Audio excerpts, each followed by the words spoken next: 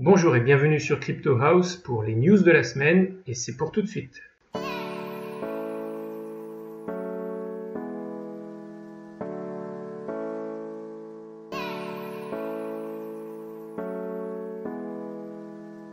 Alors habituellement je fais 2 vidéos par semaine, mais comme c'est les vacances, je vous préviens, il risque d'avoir une seule vidéo par semaine, normalement pendant encore 1 ou 2 mois, le temps de l'été. Alors regardons maintenant le marché. Alors aujourd'hui tout est plus ou moins dans le vert, mais c'est un vert très léger. On est pour le Bitcoin, c'est 0%, pour d'autres c'est 0,08%, 0,35%. Bon bref, c'est quand même plutôt stagnant. Mais malgré tout, sur la semaine, c'est assez catastrophique. On a encore des baisses à 2 digits, un volume total de 249 millions. Bon bref, c'est encore morose. On a donc un EOS alors, à moins 16%, c'est peut-être dû au début cacophonique de EOS et notamment les problèmes au niveau de la constitution. On a un Cardano qui est à moins 10%, alors là c'est à pas comprendre parce que Cardano, ils viennent d'updater leur roadmap. Il y a plein de choses intéressantes, dont notamment quelque chose que j'avais pas vu, qui est une carte de crédit qui devrait être adossée à la crypto ADA, donc la crypto Cardano, et ça c'est plutôt très bien. Qu'est-ce qu'il y a d'autre comme chose intéressante? On a un NEO à moins 12%, alors ça c'est bizarre parce que le système de consensus vient d'être amélioré sur NEO, alors donc ça aurait dû être plutôt positif, mais on a l'impression vraiment que les nouvelles des cryptos, les évolutions de tous ces projets n'ont plus rien à voir avec le prix, et que c'est complètement décorrélé malheureusement, c'est à plus rien comprendre, sauf peut-être pour Tezos. On voit que Tezos a monté là de 38%. Alors, c'est certainement dû au fait qu'il soit en bêta-net. Alors, Tezos est content de la performance de la bêta-net, mais pour l'instant, on n'a pas de nombre de transactions par seconde. Ce sera certainement pour plus tard. Mais en tout cas, le marché a bien apprécié la nouvelle. Mais bon, il reste encore les grands investisseurs qui sont positifs sur le prix du Bitcoin. Par exemple, Tom Lee a dit sur CNBC qu'il voit toujours un Bitcoin à plus de 20 000 $ avant la fin de l'année.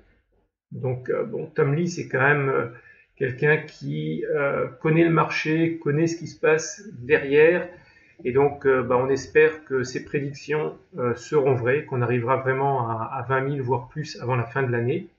On a aussi le CEO de BitMEX, alors pareil sur CNBC, qui lui voit un Bitcoin peut-être encore descendre beaucoup plus bas, 3 à 5 000 $, mais monter dans les régions de 50 000 $. Donc là, lui, il est vraiment très optimiste. Alors passons aux nouvelles sur les pays. Alors ça nous vient maintenant de Nouvelle-Zélande, non pardon, d'Australie pour cette première nouvelle, et c'est le... Je vais arrêter.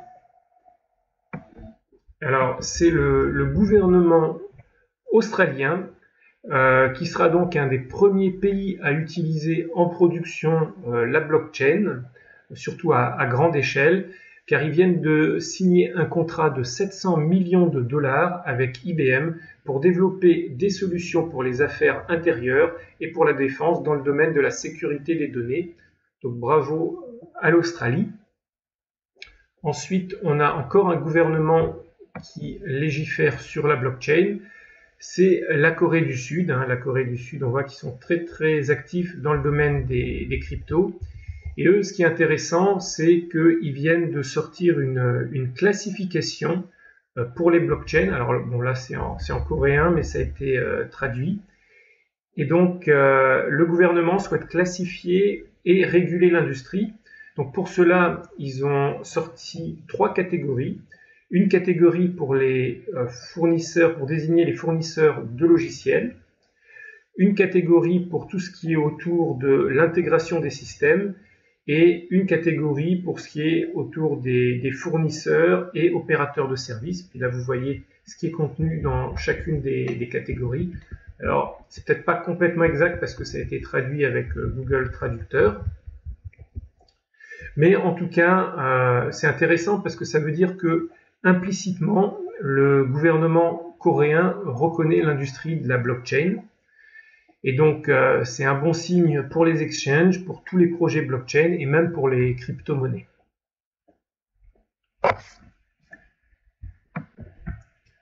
Regardons maintenant ce qui se passe autour des sociétés. Et aujourd'hui, on va parler de Bittrex, donc cet exchange américain. Alors, après Binance, après Coinbase, après Yobit, c'est au tour de Bittrex de s'attaquer à l'Europe et de s'implanter en Europe. Et donc, ils ont monté un partenariat avec les Anglais de Invest.com. Et le but est de monter ensemble une nouvelle plateforme de trading pour l'Europe, donc basée certainement sur l'application Bittrex. Donc ça montre que encore il y a vraiment de l'intérêt, du développement pour ces exchanges et que l'Europe vraiment les intéresse. Donc encore un Américain qui vient cette fois-ci en Europe. Autre info intéressante pour l'adoption des cryptos dans la vie de tous les jours, c'est que la société de paiement CoinGate, elle va tester auprès de 100 marchands en ligne les transactions Bitcoin, mais avec le Lightning Network. Donc, le Lightning Network, c'est le réseau Éclair. Pour rappel, le réseau Éclair, c'est super important pour le Bitcoin, parce que c'est ce qui permet d'avoir des transactions quasiment instantanées, et pour quasiment gratuite, ça coûte quasiment rien de faire une transaction avec le réseau Éclair. Et donc ça c'est quelque chose quand même qui est important, parce que là on teste pour la première fois à une échelle qui est quand même assez grande, on parle de 100 marchands, le réseau donc Lightning avec le Bitcoin, et donc ça va permettre de faire tous les tests, de faire les améliorations nécessaires pour ensuite aller à une phase vraiment de production à une échelle encore plus grande et qu'il y ait encore beaucoup plus de sites qui puissent accepter le Bitcoin, parce qu'avec le réseau Éclair, le Bitcoin devient un vrai mode de paiement qui est facile à utiliser, pas cher et rapide. Autre nouvelle qui montre l'adoption des cryptos, ça nous vient de BitGo. Donc BitGo, c'est cette société qui crée des services de custody, et là ils viennent de rajouter 57 tokens Ethereum en support. Alors là on voit toute l'équipe de BitGo, ils ont l'air déjà nombreux puis contents de travailler chez BitGo, donc ça c'est bien. Et donc avec ce système, ça va permettre à des gros investisseurs de pas simplement investir dans du Litecoin, du Bitcoin, de l'Ethereum, du Ripple, mais dans beaucoup d'autres cryptos. Parce que pour rappel, donc un gros investisseur, ils ont besoin de beaucoup plus de sécurité pour sécuriser leurs clés publiques, leurs clés privées, parce qu'il faut savoir que quand tu investis 5 à 10 millions de dollars, voire plus, tu peux pas simplement avoir juste une clé privée, et si jamais la personne à qui tu as donné cette clé privée s'en va avec la clé privée, ou décède, ou a mal noté la clé privée, que tous tes fonds soient perdus. Donc avec les systèmes de custody, c'est beaucoup plus sécurisé. Alors pour moi, la nouvelle la plus importante de la semaine, c'est celle-là. C'est que le CBOE, donc qui est le plus gros exchange de futurs au monde, de futurs Bitcoin, ils ont demandé auprès du SEC, donc c'est l'organisme qui gère le système de trading aux États-Unis, le droit de vendre des ETF. Alors un ETF, qu'est-ce que c'est? Je vais regarder un petit peu sur le net pour ne pas vous raconter n'importe quoi. Donc ETF, c'est l'acronyme en anglais de Exchange Traded Funds. Et donc, c'est plus couramment désigné sous le terme de trackers. Et les trackers, ce sont de véritables fonds indiciels cotés en bourse qui reflètent ou répliquent un indice de performance, comme par exemple le CAC 40 ou l'Euronext 100. Donc, en gros, ce que demande le CBOE, c'est le droit vraiment d'acheter et de vendre du Bitcoin. Donc, pas simplement des futurs, comme c'est le cas aujourd'hui pour la plupart des exchanges américains, mais réellement du vrai Bitcoin. Alors, si c'est le cas, ça risque de faire effet boule de neige et d'amener énormément d'investisseurs sur le marché. Peut-être justement ce rallye vers le haut qu'on attend pourrait venir donc de ce type de nouvelles. Mais attention, pour l'instant, c'est juste une demande, ça n'a pas du tout été accordé au CBOE. Et il faut savoir que ce n'est pas le premier exchange qui demande au SEC de pouvoir trader les ETF, et ça a déjà été refusé une fois, au moins aux frères Winklevoss, qui avaient demandé déjà il y a quelques mois donc le droit de trader du Bitcoin. Alors, fait voir aussi qu'entre le moment où les frères Winklevoss ont eu le refus et maintenant, il y a eu beaucoup de nouveautés. Il y a eu d'abord de nombreux index officiels, ce qu'ils n'avaient pas vraiment avant. Donc maintenant, donc, les fonds vont pouvoir se baser sur ces index. Ensuite, comme on vient de le voir à l'instant avec BitGo, hein, voilà, avec BitGo, les systèmes de custody sont beaucoup plus matures. Donc il y en a un avec BitGo, mais il y en a aussi un très professionnel avec Coinbase. Il y a aussi la création d'assurances spécialisées pour protéger les investisseurs. Et entre-temps aussi, le SEC a quand même dit oralement que le Bitcoin, que l'Ethereum n'étaient pas des sécurités. Donc il y a vraiment énormément d'informations importantes qui se sont passées dans les 3 derniers mois, qui font que peut-être que cette fois-ci, le SEC va dire oui. Alors, on passe à la suite des news avec Opera. Alors, Opera, je ne sais pas si vous en rappelez, mais c'était un navigateur web. Opera revient maintenant, notamment avec leur version Android. Et ce qui est important, c'est que c'est le premier navigateur de masse à avoir en natif un wallet crypto. Et alors, pour l'instant, c'est uniquement disponible sous Android et c'est uniquement pour l'instant une bêta privée. Donc, pas la peine de chercher à l'installer. Vous ne le trouverez pas encore sur le Play Store. Et ce qui est intéressant, c'est que ce wallet va notamment permettre de pouvoir collecter automatiquement des cryptos sur votre navigateur, par exemple en surfant sur certains sites. En faisant certaines actions, vous allez récupérer automatiquement des cryptos. Et pour l'instant, donc, ils intègrent l'API Web3 d'Ethereum, avec derrière certainement pas mal de tokens en ERC20. Et donc, pour moi, c'est encore quelque chose d'important parce que ça va montrer que les cryptos vont pas simplement être un outil de spéculation, mais vraiment quelque chose qu'on va pouvoir utiliser au jour le jour tout en browsant sur Internet. Alors, parlons de crypto. Alors, je ne sais pas si vous connaissez Ethos.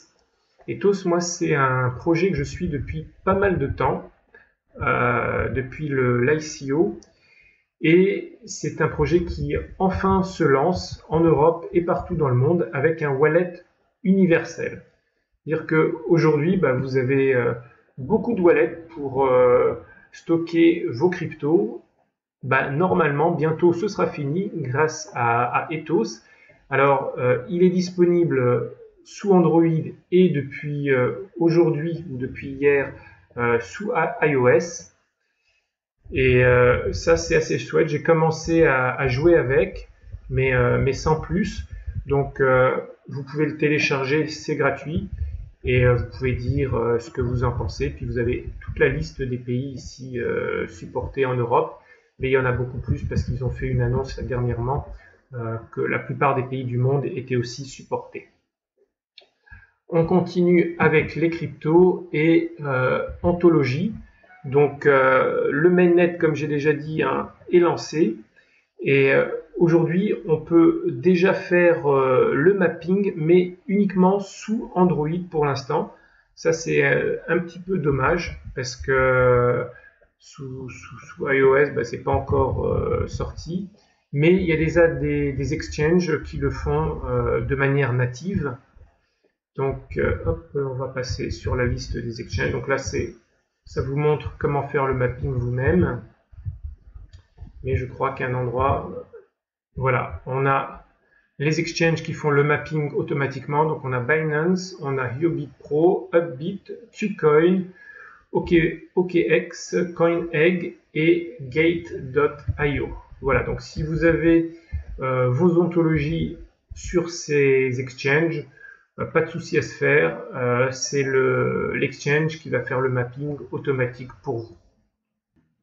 Alors ça y est, ce sont plus maintenant les banques qui rachètent des sociétés fintech dans le domaine de la crypto, mais les sociétés crypto qui rachètent des banques. Alors là, c'est une première, et ça nous vient de la fondation Litecoin et de TokenPay. Alors, la fondation Litecoin, c'est la fondation derrière la crypto Litecoin, et TokenPay, c'est une plateforme de paiement qui utilise les cryptos, donc notamment le Bitcoin.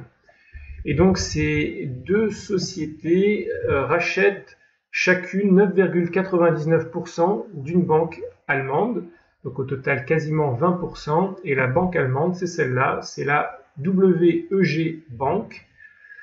Donc le site ne vous dira rien sauf si vous parlez allemand. Et donc alors, d'un côté, la fondation ne va pas vraiment verser de l'argent, ils vont simplement en contrepartie fournir des services à la banque. En tout cas, le but de cet achat, c'est de pouvoir offrir à tout le monde la possibilité d'acheter des cryptos depuis une banque, parce que vous savez qu'il y a de nombreux pays où aujourd'hui, depuis votre banque, c'est plus possible d'acheter des cryptos. La banque tout simplement refuse les transactions. Et donc, grâce à cette opération, la Litecoin Foundation et TokenPay souhaitent que tout le monde puisse acheter depuis un compte en banque des cryptos, notamment depuis des euros vers du Litecoin. Ce qu'ils disent aussi dans l'article, c'est qu'à terme, il y aura certainement une carte de crédit adossée au Litecoin, donc affaire à suivre. Pour terminer, un site que je souhaite partager avec vous, quand on parle d'Ethereum, on ne sait pas vraiment combien il y a d'applications qui ont été construites sur la plateforme. Mais ce qui est bien, c'est qu'il y a un site qui les recense et on s'aperçoit qu'il y a 1717 applications recensées sur la plateforme, ce qui est quand même pas mal. Et donc vous pouvez voir le top des apps, les dernières apps. Je vous laisse naviguer sur ça. Donc, dites-moi ce que vous pensez des news de la semaine. Qu'est-ce que vous pensez donc de ce marché qui est toujours morose? Est-ce que vous pensez comme Tom Lee que la fin est pour bientôt? Est-ce que vous croyez au fait que donc la CBOE va réussir et va convaincre le SEC de pouvoir trader carrément des bitcoins? Donc dites-moi ce que vous en pensez. Moi je vous dis à bientôt. Et puis mettez un petit pouce vers le haut. C'est complètement gratuit, mais en tout cas pour moi ça compte beaucoup. À bientôt. Ciao ciao.